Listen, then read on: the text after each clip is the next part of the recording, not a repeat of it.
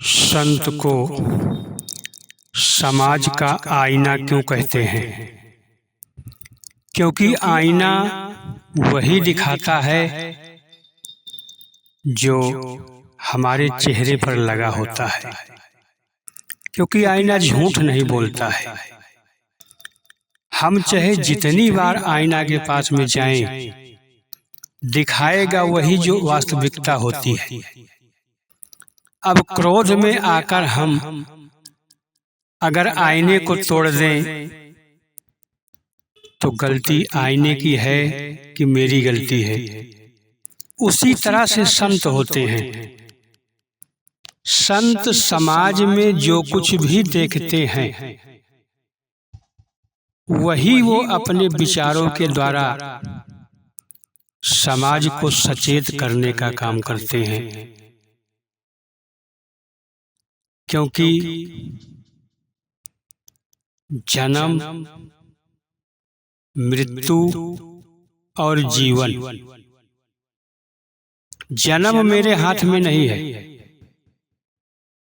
जन्म तो कहीं भी मिल सकता है, चाहे आदमी का जन्म मिले, चाहे पशु पक्षी का जन्म मिले, चाहे पेड़ पौधे का जन्म मिले, ये परमात्मा के हाथ में है। और मृत्यु भी मेरे हाथ में नहीं है। मृत्यु कभी भी हो सकती है, बचपन में भी हो सकती है, किशोरा अवस्था में भी हो सकती है, युवा अवस्था में भी हो सकती है और वृद्धावस्था में भी हो सकती है, और कहीं पर भी हो सकती है, क्योंकि वो भी मेरे हाथ में नहीं है। लेकिन जीवन मेरे हाथ में है। जीवन मुझे किस तरह से जीना है वो मेरे हाथ में है।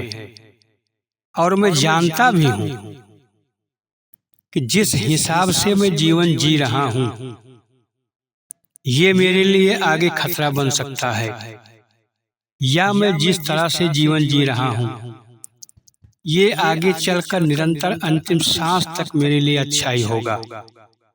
क्योंकि अच्छे और बुरे की पहचान हम सभी को होती है, उसे किसी को बताने की जरूरत नहीं है। लेकिन संत ये चाहते हैं कि हमारी जो मानव समाज है ये शुद्ध विचार से अपने जीवन को जिए। क्योंकि जितना हम माया के करीब में जाने का प्रयास करेंगे, क्योंकि जितना हम माया से सुख पाने का प्रयास करेंगे उतना ही दुख मेरे करीब में आएगा। और संत महात्मा चाहते हैं कि इन्हें माया के सुखों से दूर रखा जाए। माया एक गुजारे के लिए है, और माया के साथ अगर हम सिर्फ गुजारे के हिसाब से रहें तो वास्तव में माया हमें तंग नहीं करती है। लेकिन जब हम माया के हिसाब से अपने जीवन को बना लेते हैं तो फिर वही माया मेरे लिए काल बन जाती है। तो संत समाज जो है वो झूठ नहीं बोलता। जिस तरह से आईना झूठ नहीं बोलता है उसी तरह से संत भी झूठ नहीं बोलते हैं।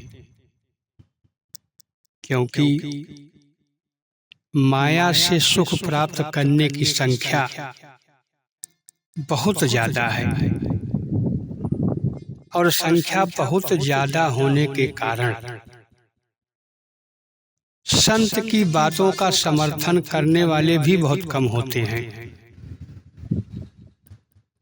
लेकिन संत की बातों का समर्थन भी करने वाले कम नहीं हैं, क्योंकि संसार में अच्छे विचार वाले भी होते हैं, जिनको समझ होती है, पहचान होती है कि मुझे मनुष्य का जन्म मिला हुआ है, जब तक मैं इस शरीर में हूँ तब तक ही ये सब मेरा है। लेकिन जिस दिन मैं शरीर को छोड़ दूंगा, ना कुछ तेरा ना कुछ मेरा, चिड़िया रैन बसेरा।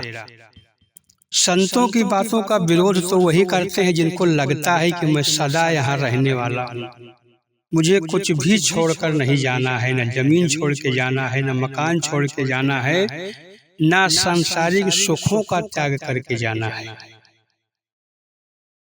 तो आओ साध संगत जी, हम संत के पास भी जिस तरह से आईने के पास हम चाहे जितनी बार अपने चेहरे में लगे हुए कालिख को लेकर के जाएंगे, वो आईना वही दिखाएगा कि आपके चेहरे में कालिख लगा है।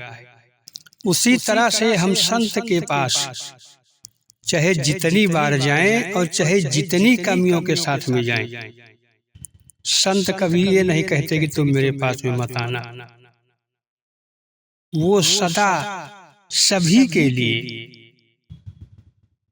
शुद्ध जीवन जीने की सलाह देते हैं। और जो वास्तव में संतों और महापुरुषों की बातों को समझ लेता है, जो संतों की कमियों को निकालता है, वो नहीं। जिस तरह से मास्टर स्कूल में जब पढ़ाता है, तो अगर बच्चे उस मास्टर की कमी को देख करके पढ़ेंगे तो फिर उनको डिग्री नहीं प्राप्त होगी, वो अधिकारी नहीं बन पाएंगे। क्योंकि मास्टर चाहे जितना बुरा हो, लेकिन वो विद्यार्थी को अच्छी बात ही सिखाता है, अच्छी बात ही बताता है।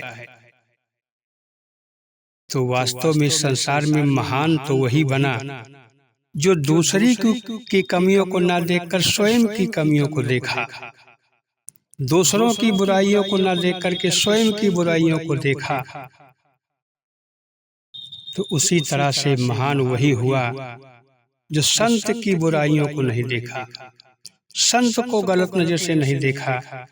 क्योंकि संत जो होते हैं वो समाज के आईना है। तो आओ साध संगत जी, दास इन्हीं शब्दों से अपनी वाणी को विराम देता है।